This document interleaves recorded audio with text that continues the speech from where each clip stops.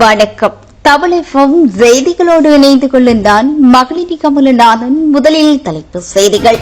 ஜனாதிபதி தேர்தலில் களமிறங்கும் விஜயதாச ராஜபக்ச பௌத்த கல்வி அபிவிருத்தி செய்யும் பொறுப்பை பெற்றுக் கொடுக்கப் போவதில்லை. நீதி அமைச்சர் பதவியை ராஜினாமா செய்த விஜயதாச ராஜபக்ச ஓய்வூதியதாரர்களுக்கு விசேட கொடுப்பரவு. பரீட்சைகளுக்கான நேர அட்டவணைகளில் மாற்றம். பாதிக்கப்பட்ட முஸ்லிம்களுக்கு இழப்பீடு வேண்டும். ஜனாதிபதி தேர்தலில் போட்டியிடும் ஜரத் பொன்சேகா சம்பள முரண்பாட்டை தீர்ப்பதற்கு விசேட வேலை திட்டம். ஜப்பானிய உதவி திட்டங்கள் வேளா ஆரம்பம். கலாநிதி விக்ரமபாகு கருணாரத்ன காலமானார். ஜனாதிபதி தேர்தல்கள் ஆணைக்குழு இன்று கூடுகின்றது. இனி வருவன விரிவான செய்திகள். முதலில் இலங்கை செய்திகள். பாடசாலைகளின் பௌதிக வளங்களை கொள்வனவு செய்வதற்கு செலவிடப்படும் தொகையை அதிகரிப்பதற்கான யோசனைகள் ஆசியா பூர்த்தி வங்கி மற்றும் உலக வங்கியிடம் சமர்ப்பிக்கப்பட்டுள்ளதாக கல்வி அமைச்சர் கலாநிதி சுசில் பிரேமஜேந்த தெரிவித்துள்ளார். அதற்கான மதிப்பீடுகள் தயாரிக்கப்பட்டு வருவதாகவும் அவர் கூறியுள்ளார். பாடசாலைகளின் பௌதிக வளங்களை மேம்படுத்துவதற்கு பயன்படுத்தப்படும் உள்ளீடுகளின் தரத்தை அதிகரிப்பதற்கு ஏற்பட்டுள்ள நடவடிக்கைகள் தொடர்பில் நாடாளுமன்ற உறுப்பினர் பத்திக பத்ரன் நாடாளுமன்றத்தில் எழுப்பிய வாய்மூல கேள்விக்கு பதிலளிக்கும் போதே கல்வி அமைச்சர் மேற்கொண்டவாறு விளக்கம் அளித்துள்ளார். தேசிய பாடசாலைகளுக்கு கல்வி அமைச்சரால் மாகாண பாடசாலைகளுக்கு மாகாண கல்வி அமைச்சினாலும் பாடசாலைகளின் தரமான உள்ளீட்டுக்கு பணம் ஒதுக்கப்பட்டுள்ளதாக கல்வி அமைச்சர் தெரிவித்துள்ளார்.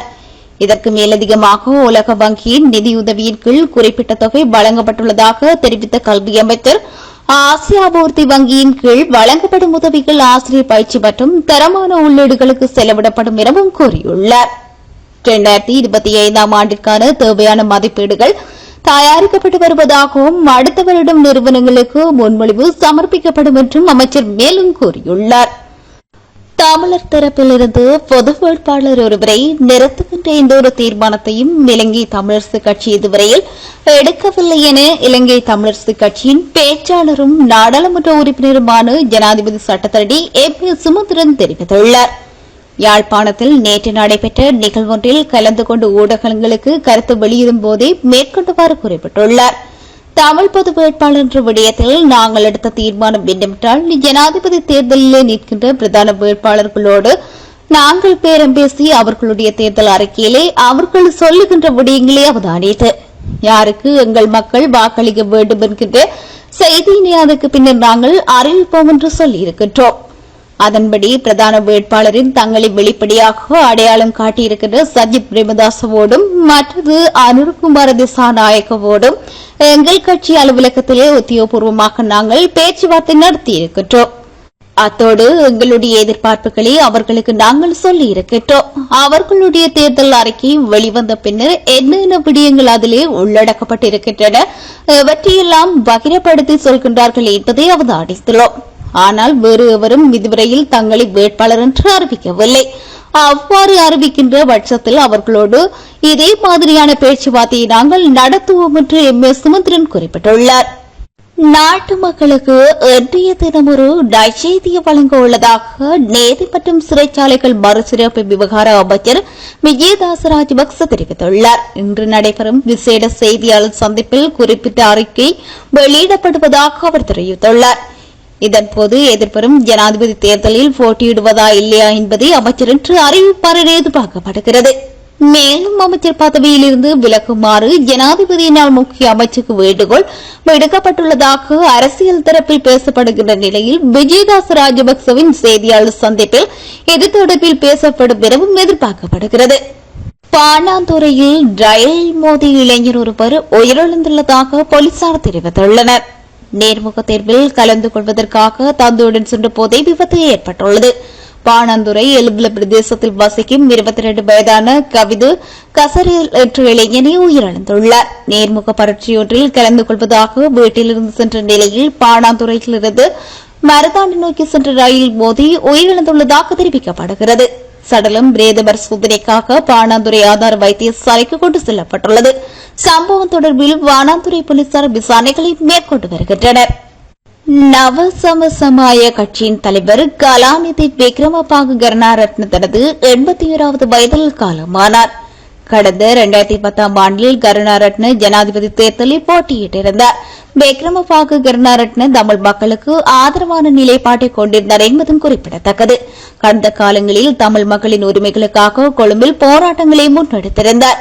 1977 ஆண்டில் விக்ரமபாகு கருணாரட்ன நவ சமாசாய கட்சியில் இணைந்து கொண்டிருந்தார். நாடாளுமன்ற உறுப்பினர் வாசுதேவ நாணயக்கார உள்ளிட்ட பல்வேறு இடதுசாரி கட்சிகளின் தலைவர்களுடன் கடந்த காலங்களில் நெருக்கமான தொடர்புகளை பேட்டியிருந்தார்.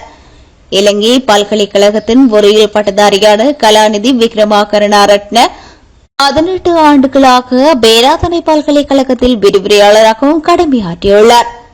நாட்டின் தென்மேற்கு பகுதியில் மழை வீழ்ச்சியின் சிறிதளவு அதிகரிப்பு எதிர்பார்க்கப்படுவதாக வளிமண்டலவியல் திணைக்களம் தெரிவித்துள்ளது.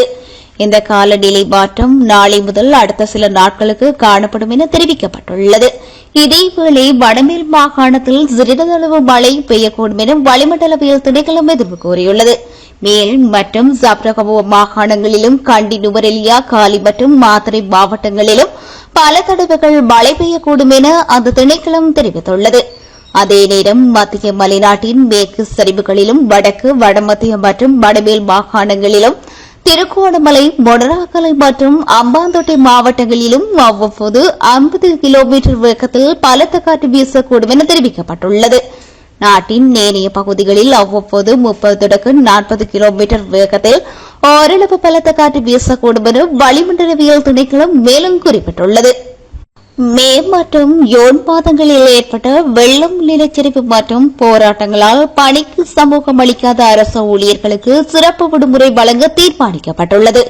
இது தொடர்பான சுற்றறிக்கை பொது நிர்வாகம், உள்நாட்டு அலுவல்கள், மாகாண சபை மற்றும் உள்ளூராட்சி அமைச்சின் செயலாளர் வெளியிடப்பட்டுள்ளது. நேற்றைய தினம் நடைபெற்ற அமைச்சரவை கூட்டத்தில் இது தொடர்பான யோசனைக்கு அங்கீகாரம் வழங்கியுள்ளதாக தெரிவிக்கப்பட்டுள்ளது.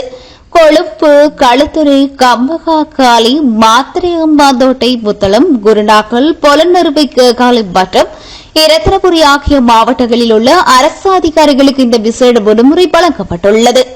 அந்த மாவட்டங்களில் வெள்ளம், நிலச்சரிவு போன்ற போராட்டம் காரணமாக பணியிடத்துக்கு செல்லும் போது போக்குவரத்து சேவைகள் தடைப்பட்டதால் பணிக்கு சமூகம் அளிக்க முடியாத அதிகாரிகளுக்கு இந்த சிறப்பு விடுமுறை வழங்க அரசு முடிவு செய்துள்ளது. இதேவேளை எதிர்வரும் செப்டம்பர் மாதம் முதல் அரசு சேவை ஓய்வூதியர்களுக்கு 3000 ரூபாய் கொடுப்பனவு வழங்க அரசாங்கம் தீர்மானித்துள்ளது.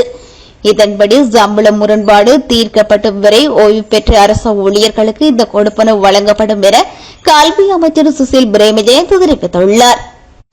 ஸ்ரீ ஜெயவர்த்தனபுர பல்கலைக்கழகத்தின் கணனி விஞ்ஞான பிரிவின் 2ஆம் வருடத்தில் கல்வி கற்று வந்து 22 வயது மாணவர் ஒருவர் தூக்கிலிட்டு தற்கொலை செய்து கொண்டுள்ளார். கடுகர்ணாவ, பிரிமத்தலாவ, பரகடவல கிராமகவில் உள்ள தனது வீட்டிற்கு அருகில் உள்ள இலை தோட்டத்தில் உள்ள மரத்தில் தூக்கிட்டு தற்கொலை செய்து கொண்டுள்ளார். கடந்த 23ஆம் தேதி அதிகாலை அவரது சடலம் கண்டெடுக்கப்பட்டதாக கடுகண்ணாவ போலீசார் தெரிவித்துள்ளனர். கல்விசாரா ஊழியர்களின் வேலை நிறுத்தம் காரணமாக 2 மாதங்களாக வீட்டிலே இருந்த நிலையில் இந்த தவறான முடிவினை எடுத்துள்ளார். இதனையடுத்து முன்னெடுக்கப்பட்ட விசாரணையில் மாணவனின் அறையில் அம்மா கவலைப்படாதே, நான் கிளம்புகிறேன் என்று எழுதப்பட்ட கடிதம் ஒன்று போலீசாரால் கண்டுபிடிக்கப்பட்டுள்ளது. இவரது தாயார் பாடசாலையொன்றின் பிரதி அதிபரிடமும் 4 குழந்தைகளை கொண்ட குடும்பத்தில் 2வதாக பிறந்த குறித்த மாணவன் கையடக்க தொலைபேசிகளில் அடிமையாகியிருந்துள்ளமையும் விசாரணையில் உறுதி செய்யப்பட்டுள்ளது. சம்பவ தினத்தன்று மாணவனின் அறைக்கு பெற்றோர் சென்றபோது அவர் அங்கு இல்லை எனவும் இதனையடுத்து மாணவனின் மூத்த சகோதரர் கடுகண்ணாவ போலீசாரின் முறைப்பாடு செய்துள்ளார். இதனையடுத்து போலீசார் வந்து சோதனை செய்தபோது தேயிலை தோட்டத்தில் உள்ள மரத்தில் தூக்கிட்ட நிலையில் சடலமாக மீட்கப்பட்டுள்ளார். மொட்களுடன் கூடிய மரம் என்பதால் உடலில் தழும்புகள் இருந்ததாகவும் போலீசார் தெரிவித்துள்ளனர். பேராதனை பல்கலைக்கழக மருத்துவ பீடத்தின் சிரேஷ்ட விரிவுரையாளர் கசுன் ஏக்கநாயக்கவினால் சடலத்தின் மீதான பிரேத பரிசோதனைகள் நடத்தப்பட்டுள்ளது. சாட்சியங்கள் மற்றும் மருத்துவ அறிக்கைகள் கருத்தில் கொண்ட மரண விசாரணை அதிகாரி கழுத்து நெரிக்கப்பட்டதன் காரணமாக இந்த மரணம் இடம்பெற்றுள்ளதாக அறிக்கையில் தெரிவித்துள்ளார். அரசு அதிகாரிகளின் சம்பள முரண்பாட்டை 2025ஆம் ஆண்டின் ஜனவரி மாதத்துக்குள் தீர்ப்பதற்கு நடவடிக்கை எடுத்துள்ளதாக அமைச்சர் கிருஷ்ண ரணதுங்க தெரிவித்துள்ளார். இதேவேளை அரசாங்கமற்ற ரீதியில் நான் முதலில் ஜனாதிபதி தேர்தலுக்கு செல்ல வேண்டும் எனவும் நாட்டில் விஸ்ரமற்ற நிலை ஏற்படும் போது அதன் நேரடியாக மக்களை பாதிப்பதால் இந்த நாட்டுக்கு நிலையான அரசாங்க தேவை எனவும் அவர் வலியுறுத்தியுள்ளார். கொழும்பில் நடைபெற்ற ஊடகவியலாளர் சந்திப்பில் கலந்து கொண்டு அமைச்சர் பிரஷன் ரணதுங்க இதனை தெரிவித்துள்ளார். அத்துடன் ஜனாதிபதி தேர்தலில் வெற்றி பெற்றால் பொதுத் தேர்தலை நடாத்தலாம் எனவும் அரசியலமைப்புக்கு புறம்பாக செயற்பட்டு தேர்தலை ஒத்திவைக்க நாங்கள் எதிர்பார்க்கவில்லை எனவும் அடுத்த ஆண்டு நாடாளுமன்ற தேர்தல் நடாத்தப்படும் எனவும் அவர் வலியுறுத்தியுள்ளார். 2022 ஆண்டு மே மாதம் இந்த நாட்டில் இருந்த நிலைமையை நான் அனைவரும் புரிந்து கொண்டதாகவும் மக்கள் வீதிகளில் எரிபொருள் வரிசை மற்றும் எரிவாயு வரிசையில் நின்று கொண்டிருந்ததுடன் நிதி பிரச்சினைகளால் நாங்கள் எதிர்கொண்ட சூழ்நிலையை நாங்கள் நினைவில் கொள்ள வேண்டும் எனவும் அவர் வலியுறுத்தியுள்ளார். இதேவேளை வேறு சில நாடுகளில் ஊழியர்களின் சம்பளம் கூட குறைக்கப்பட்ட போதிலும் அரசு அதை செய்யவில்லை எனவும் அரசு ஊழியர்களின் சம்பளத்தை அதிகரிக்க வேண்டும் என்ற நம்பிக்கையில் எந்த சம்பள பிரச்சினைகளை ஆராய ஜனாதிபதி குழு நியமிக்கப்பட்ட போதிலும் தாங்கள் பிரதிநிதித்துவப்படுத்தும் அரசியல் கட்சிகளின் நிகழ்ச்சி நிரலை செயற்படுத்த இந்த வேலைநிறுத்த ஆர்ப்பாட்டங்களை செய்வதாகவும் அவர் குறிப்பிட்டுள்ளார். எனினும் இந்த சம்பள முரண்பாட்டை 2025 ஆண்டில் ஜனவரிக்குள் தீர்ப்பதற்கு ஒரு குழுவை அமைத்து 3 மாதங்களுக்குள் அறிக்கை வழங்குமாறு கூறியுள்ளதாகவும் அமைச்சர் பிரஷன் ரணதுங்க மேலும் தெரிவித்துள்ளார். ஜனாதிபதி தேர்தல் தொடர்பில் கலந்துரையாடுவதற்காக தேர்தல் ஆணைக்குழு ஒன்று கூட உள்ளது. இதனிடையே ஜனாதிபதி தேர்தல் இடம்பெறும் திகதி தொடர்பான வர்த்தகமானி அறிவித்தல் இந்த வார இறுதிக்குள் வெளியாகும் என தேசிய தேர்தல் ஆணைக்குழுவின் தலைவர் RMLA ரத்நாயக்க தெரிவித்துள்ளார். இந்த நிலையில் இந்த மாத இறுதிக்குள் ஜனாதிபதி தேர்தலுக்கான திகதி தொடர்பில் அறிவிக்கப்படும் என தேர்தல் ஆணைக்குழு கடந்த வாரம் அறிவித்துள்ளது. இதற்கமைய ஜனாதிபதி தேர்தலுக்கான திகதி தொடர்பில் தேர்தல் ஆணைக்குழுவின் தீர்மானம் எந்த வாரம் அறிவிக்கப்பட்டுள்ளதாகவும் தேர்தல் ஆணைக்குழுவின் தலைவர் ரத்நாயக்க தெரிவித்துள்ளார். மேலும் நாளைய தினம் இடம்பெறவுள்ள கலந்துரையாடலில் எதிர்வரும் ஜனாதிபதி தேர்தலுக்கான திகதியை தீர்மானிப்பது தொடர்பாக கவனம் செலுத்தப்பட உள்ளது. எவ்வாறாயினும் ஜனாதிபதி தேர்தல் இடம்பெறும் திகதி தொடர்பான வர்த்தகமானி இந்த வார இறுதிக்குள் வெளியாகும் எனவும் தேர்தல் ஆணைக்குழுவின் தலைவர் RML ரத்நாயக்க தெரிவித்துள்ளார். 2024 ஆண்டு நடைபெறவுள்ள ஜனாதிபதி தேர்தலில் தன்னையும் வேட்பாளராக முன்னிறுத்தப் போவதாக நீதி அமைச்சர் விஜயதாச ராஜபக்ச தெரிவித்துள்ளார். இன்று நடைபெற்றுக் கொண்டிருக்கும் விசேட செய்தியாளர் மாநாட்டில் கலந்து கொண்ட அமைச்சர் இதனை குறிப்பிட்டுள்ளார். இதேவேளை சஜித் பிரேமதாச, அனுரகுமார திசாநாயக்க, திலீப் ஜெயவீர, சரத் பொன்சேகா ஆகியோர் தாங்கள் ஜனாதிபதி வேட்பாளர்கள் பட்டியலில் உள்ளவை குறிப்பிடத்தக்கது. தகனமா அடக்குமா என்ற விவகாரத்தில் மன்னிப்பு கேட்டு பிரச்சினையிலிருந்து தப்பியோட முயற்சிக்க வேண்டாம் எனவும் பாதிக்கப்பட்ட முஸ்லிம் மக்களுக்கு அரசாங்கம் இழப்பீடு வழங்க வேண்டும் எனவும் எதிர்க்கட்சித் தலைவர் சஜித் பிரேமதாச வலியுறுத்தியுள்ளார். நாடாளுமன்றத்தில் விசேட கூற்று ஒன்றை முன்வைத்து உரையாற்றும் போதே அவர் இவ்வாறு வலியுறுத்தியுள்ளார். கொரோனா கால பகுதியில் இலங்கையில் முன்னெடுக்கப்பட்ட கட்டாய தகன கொள்கைக்கு மன்னிப்பு கேட்பதென்பது ஒரு சிறந்த விடயம் எனவும் எந்த தீர்மானத்துக்கு முன்னாள் ஜனாதிபதி கோட்டபாய ராஜபக்சவின் அமைச்சரவையில் அங்கம் வகித்த அமைச்சர்கள் ஆதரவளித்ததாகவும் அவர் குறிப்பிட்டுள்ளார். எனினும் இதன் மூலம் முஸ்லிம் மக்கள் சமய கலாச்சார உரிமைகள் முற்றாக மீறப்பட்டதாகவும் நாட்டில் இனவாதமும் மதவாதமும் முன்னெடுக்கப்பட்டதாகவும் அவர் குறிப்பிட்டுள்ளார். முஸ்லீம்களை இலக்கு வைத்து அடக்குமா தகனமா என்ற தீர்மானம் இந்த நபரின் அறிக்கையிலும் அடிப்படையில் எடுக்கப்பட்டது. இது தொடர்பான ஆலோசனை வழங்கியது யார்? எந்த ஆலோசனை தொடர்பாக அரசியல் தலைவர்கள் பரிசீலித்து ஆராய்ந்து அதன் காரணம் என்ன போன்ற விடயங்களை முன்வைக்க வேண்டும் எனவும் அவர் வலியுறுத்தியுள்ளார். இனி வருவது இந்திய செய்திகள். பாம்பன் புதிய ரயில் பாலத்தின் கட்டமைப்பு பணிகள் செப்டம்பர் மாதம் நிறைவடைய உள்ளதாக தகவல் வெளியாகியுள்ளது. இதுகுறித்து தெற்கு ரயில்வே பொது மேலாளர் RN சிங் கருத்து தெரிவிக்கையில், ராமேஸ்வரத்தில் புதிதாக அமைக்கப்படும் பாம்பன் பால பணிகள் செப்டம்பர் மாதத்துக்குள் முடிக்க திட்டமிடப்பட்டுள்ளது. மேம்பால திட்டங்களில் ரயில்வே துறை தனது பணிகளை முடித்துள்ளது. நிலம் கையகப்படுத்தலில் ஏற்படும் தாமதத்தால் மாநில அரசின் பணிகளை மேற்கொள்வது தாமதம் ஏற்படுகிறது. இவ்வாறு தெரிவிக்கப்பட்டுள்ளது. அரசை பொதுவாக நடத்துமாறும் தேர்தலில் தோற்கடித்தவர்களே பழிவாங்குவதில் குறியாக இருக்க வேண்டாம் எனவும் தமிழக முதலமைச்சர் ஸ்டாலின் பாஜக அரசை விமர்சித்துள்ளார். 2024 தொடக்கம் 25 வரை நிதியாண்டுக்கான மத்திய அரசின் வரவு செலவு திட்டத்தை நேற்று மக்களவையில் நிதியமைச்சர் நிர்மலா சீதாராமன் தாக்கல் செய்திருந்த நிலையில் குறித்த வரவு செலவு திட்டத்தில் பாதுகாப்புத்துறை, வேளாண் துறை மற்றும் ரயில்வே துறைகளுக்கு மாத்திரமே அதிக நிதி ஒதுக்கீடு செய்யப்பட்டுள்ளதாகவும் தெரிவிக்கப்பட்டுள்ளது. அத்துடன் பாஜக மற்றும் பாஜகவின் கூட்டணி கட்சிகள் ஆளும் மாநிலங்களுக்கு மட்டுமே அதிக நிதி ஒதுக்கீடு ஒதுக்கப்பட்டுள்ளதாகவும் மற்ற மாநிலங்களுக்கு எந்தவொரு திட்டமும் நிதியும் ஒதுக்கப்படவில்லை என்ற ஒரு குற்றச்சாட்டு எழுந்துள்ளது. இந்நிலையில் இதுகுறித்து கருத்து தெரிவித்த போதே தமிழக முதலமைச்சர் மு.க.ஸ்டாலின் தெரிவித்துள்ளார். இனி வருவது உலகச் செய்திகள். 1.5 மில்லியன் லிட்டர் தொழிற்சாலை எரிபொருள் ஏற்றிக் சென்ற கப்பல் பிலிப்பீன்ஸ் அருகே கடலில் மூழ்கியுள்ளது. இதனால் சுற்றியுள்ள கடற்பகுதியில் பாரிய எண்ணெய் படலங்கள் காணப்படுவதாக சர்வதேச ஊடகங்கள் தெரிவிக்கின்றன.